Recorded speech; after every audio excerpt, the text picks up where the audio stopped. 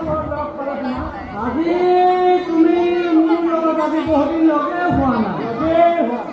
আজি সাক্ষাৎকাৰ দেখি তোমাক লগ পালোঁ, ভাল লাগিল।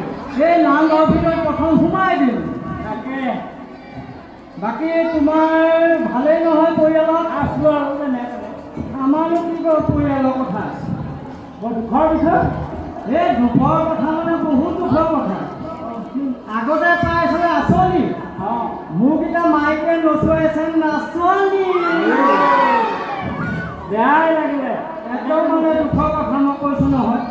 অৱস্থা এয়া, কোনো ব্যৱস্থাই নাই। ব্যৱস্থা নাই। ইমান ব্যৱস্থা হ'ব, ব্যৱস্থা মানে কি কৰিবা? সদায় আগতে পাইছিলে অৰুণোদয়, অৰুণোদয় আঁচনি, ইফালে 9,000, আকৌ গোটৰ পালে 10,000।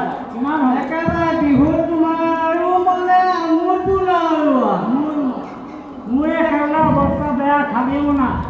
খালী মোনা কেনেকুৱা হৈছে? তুমি আকৌ চাকৰি কৰা মানুহ, তোমাৰ টেনশ্যন নাই, বাহিৰত থকা যে, সেইকাৰণে তোমাৰ মোৰ চুলুকি গৈছে। মোৰ যে অৱস্থা এনেকুৱা হৈছে, তোমাৰ চাগে সেইফালে ধুনীয়াকৈ চলি আছে।